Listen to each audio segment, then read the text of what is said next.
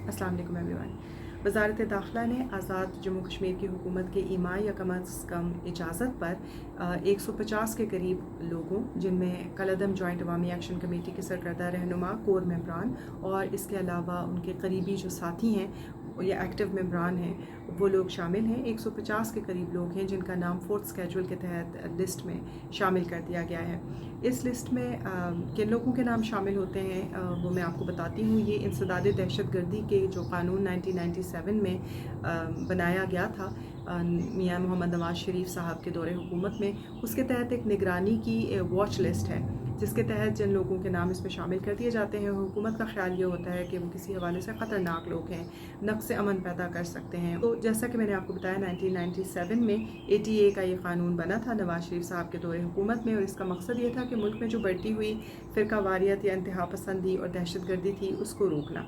अमूमन इस लिस्ट में ऐसे लोगों के नाम आते हैं जिन पर दहशतगर्द तंजीमों से ताल्लुक़ रखने वाले के इल्ज़ाम होते हैं या दहशतगर्द एक्टिविटीज़ के लिए, दहशतगर्दी पर मबनी एक्टिविटीज़ के लिए फ़ंड्स इकट्ठे करने का इल्ज़ाम होता है, या नफ़रत अंगेज़ तकारीर, हेट स्पीच या ऐसे नज़रियात फैलाने पर शुबा होता है जो मुल्क की सलामती के ख़िलाफ़ जा सकते हैं, उन लोगों के नाम शामिल होते हैं। ताहम माजी में देखा गया है कि बाज़ औक़ात मुख्तलिफ़ सहाफ़ियों के भी इसमें नाम आए हैं, ऐसे लोगों के जिनका बुनियादी जो कसूर था वो डिसेंट था या मुखालिफ राय रखना था।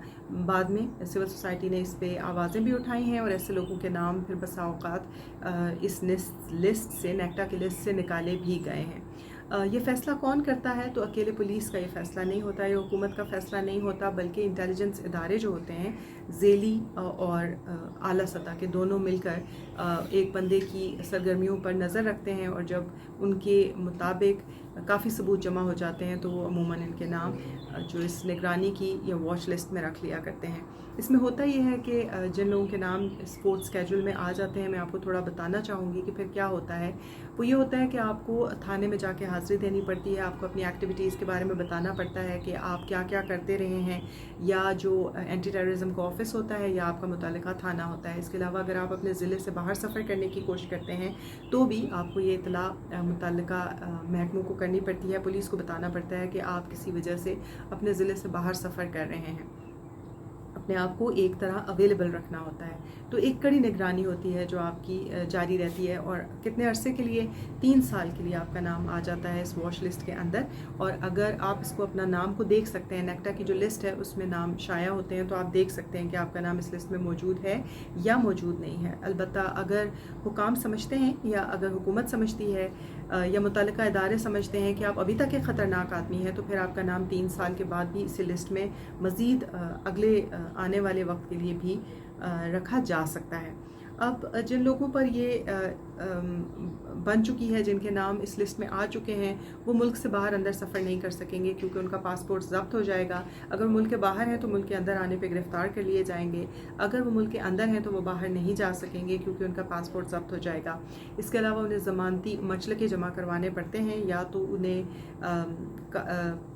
पैसे जमा करवाने पड़ते हैं या एटलीस्ट कागज़ी इक्विटीज़ वगैरह जमा करवानी होती हैं। उनके बैंक अकाउंट्स मुंजमद हो जाते हैं, शनाख्ती कार्ड भी आर्जी तौर पर मुंजमद हो जाता है, तो वो कोई नया अकाउंट खुलवा नहीं सकते, ना अपने पुराने बैंक अकाउंट्स को इस्तेमाल कर सकते हैं। इसके अलावा उनके नाम पे जो सिम कार्ड्स थे वो ब्लॉक हो जाएंगे, वो नया सिम कार्ड अपनी ID कार्ड पर मज़ीद निकलवा नहीं सकेंगे। एक तरह से उनके रवाबित जो हैं इर्द गिर्द के लोगों से कट जाएंगे।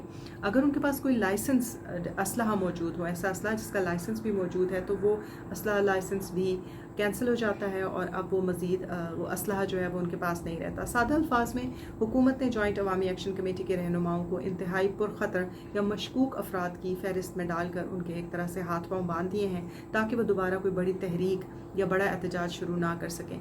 ये बात उसके बहुत ख़िलाफ़ थी जो चंद दिन पहले फैसल राठौर साहब ने कही थी, वज़ीर आज़म आज़ाद कश्मीर ने। कल भी मैंने अपने व्लॉग में इस बात का जिक्र किया था कि देखना ये है कि वो कह तो रहे हैं कि जो तालिबान से भी मुज़ाकरात हो जाते हैं, लेकिन ये बात उनके इख्तियार में किस कदर है ये देखना होगा।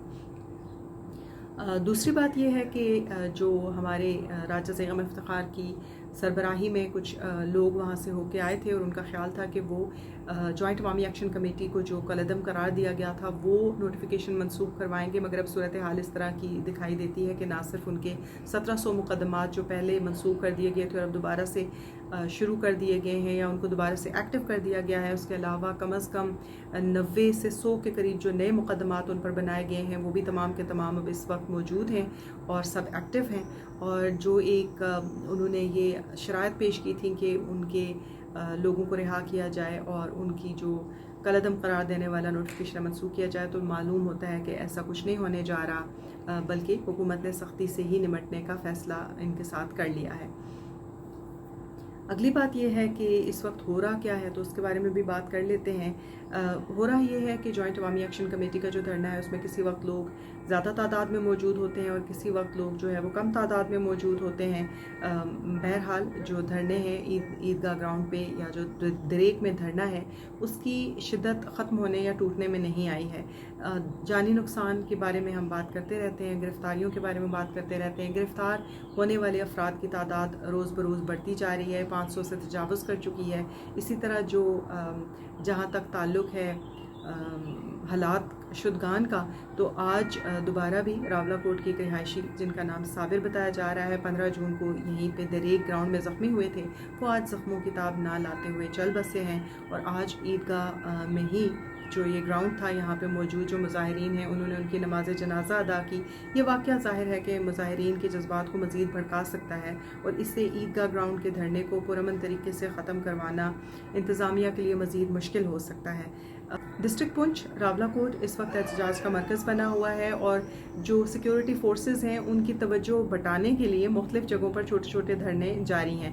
मसलन मुत्याल मेरा में धरना जारी है जिसमें बताया जा रहा है कि 1000 के करीब लोग मौजूद हैं। इसी तरह गली बाज़ार सिंगोला में मुज़ाहिरीन मौजूद हैं, पाड़ाट में, पानियोला में, मुख्तलिफ़ जगहों पर। इसी तरह ख़वातीन जो हैं वो हजीरा में आजकल रोज़ाना चंद घंटे के लिए बैठती हैं, 4-5 घंटे, और वहाँ पर अपना धरना जारी रखती हैं। 8 मुकाम का जो धरना है उसमें भी किसी वक्त लोगों की तादाद काफ़ी कम हो जाती है और महज अलामती रह जाता है, लेकिन किसी वक्त ये तादाद दोबारा बढ़ जाती है। तो मुश्तबा बांडे जिनका नाम भी इस बाय द वे लिस्ट में आ चुका है वो अपने इलाके में फ़ाल हैं और वहाँ पर वो अभी तक जारी रखे हुए हैं अपने धरने को। तो अब सूरत हाल तो इस तरह की दिखाई देती है कि जो एक इम्कान पैदा हुआ था कि शायद मामलात बहुत खुश असलूबी से तय हो जाएं, उस तरफ जाते हुए फौरी तौर पर दिखाई तो नहीं देते। तो अब देखना है कि आगे क्या होगा। बार बार हम यही कहते हैं कि अल्लाह करे कि बेटर सेंस प्रिवेल करे, मुज़ाकरात के अलावा तो कोई सूरत नहीं है, लेकिन अब मज़ीद सख्ती पर अगर हुकूमत और हुकूमती इदारे आ गए हैं तो फिर देखना होगा कि दूसरी तरफ से अब क्या लाए अमल होगा।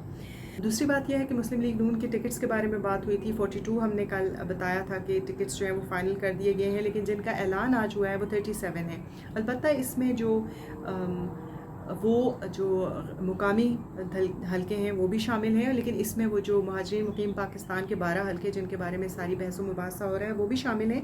उनमें से 5 जो हैं वो जम्मू के और 4 जो वैली के हलके हैं उनके बारे में भी फैसला कर चुके हैं। मियां मोहम्मद नवाज शरीफ और टिकट्स का ऐलान हो चुका है आज। इसका एक दूसरा मतलब ये है कि वाज़े तौर पे पैगाम दिया गया है कलअदम जॉइंट अवामी एक्शन कमेटी को कि मुज़ाहिरीन भले ही जितना ज़ोर लगा लें, ये जो सीटें हैं महाजरीन की, इनके बारे में मुस्लिम लीग नून का मौक़िफ़ भी बिल्कुल पक्का है, रियासत के साथ है और इनके बारे में बातचीत नहीं होगी। पीपल्स पार्टी से बिलावल भुट्टो ज़रदारी ने आज दोबारा ऐसी तजावीज़ पेश की जिनके बारे में बहस हो रही है। तो उन्होंने प्रोपोर्शनेट दोबारा नुमाइंदगी के बारे में कहा कि नुमाइंदगी प्रोपोर्शनेट हो सकती है और इसके अलावा जो आज़ाद कश्मीर की नुमाइंदगी है वो सेनेट और कौमी असम्बली में भी हो सकती है। ये बात इतनी सीधी नहीं है जितनी आपको इस वक्त दिखाई दे रही होगी, लेकिन इसके बारे में किसी और वक्त बात करेंगे कि इसका मतलब क्या है। फ़िलहाल ये कि इस तरह की बातें मंजर आम पे आ रही हैं। टिकटों की तकसीम से ये पता चल गया कि जब मियां मोहम्मद नवाज शरीफ धरने में मौजूद लोगों को धरना ख़त्म करने का कह रहे थे और मुज़ाकरात की मेज़ पे आने का कह रहे थे, तो उसका ये मतलब बिल्कुल नहीं था कि उसमें 12 सीटों पर भी मुज़ाकरात होंगे, बल्कि उनका मतलब ये था कि जो बुनियादी हुकूक से मुताल्लिक़ बातें हैं उन्हीं के बारे में मुज़ाकरात हो सकते हैं। अब इस सारी सूरत हाल में और इन तमाम लोगों का नाम जब इस फोर्थ स्केड्यूल में आ गया है या एक तरह से रेड लिस्ट में आ गया है, तो ये सिचुएशन काफ़ी परेशान कुन है और ये मुश्किलात पैदा कर सकती है उन तमाम लोगों के लिए जो जॉइंट अवामी एक्शन कमेटी के साथ किसी न किसी तौर पर मुंसलिक हैं।